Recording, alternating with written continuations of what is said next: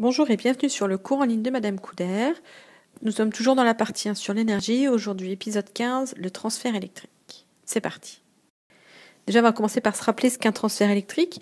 Un transfert électrique se passe lorsqu'il y a un courant électrique, lorsque c'est le courant électrique qui est responsable du transfert d'énergie, donc dans un circuit électrique. Donc, je vous rappelle, les charges bougent, ici les électrons. Et on peut dessiner un circuit comme ça. Donc un transfert électrique, c'est quand un dipôle ou un appareil est branché dans un circuit électrique.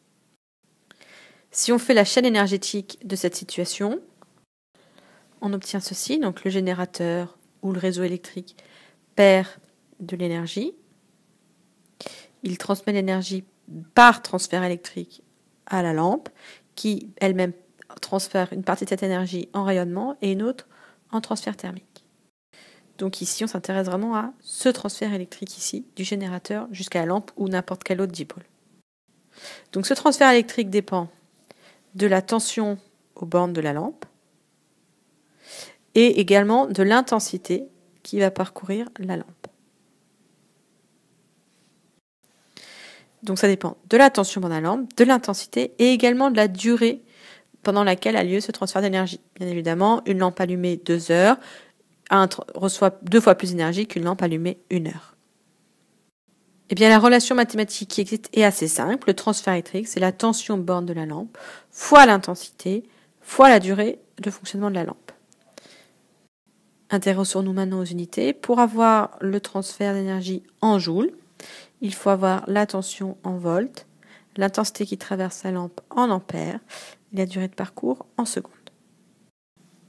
Donc ça, c'est la relation que vous devez connaître et appliquer dans vos cours au lycée. Ce n'est pas forcément l'expression qu'on trouve dans les livres. Celle qu'on trouve dans les livres, elle ressemble un peu et on va la voir maintenant. La relation qu'on trouve sur les livres, elle porte non pas sur le transfert, mais sur la puissance. Or, si on se rappelle la définition de la puissance, c'est le transfert sur la durée de fonctionnement.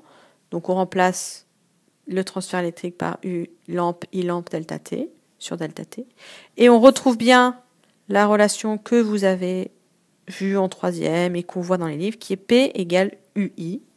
D'accord, juste, moi j'ai mis lampe pour pas qu'on oublie qu'il s'agit bien de la tension borne de la lampe et de l'intensité qui traverse la lampe.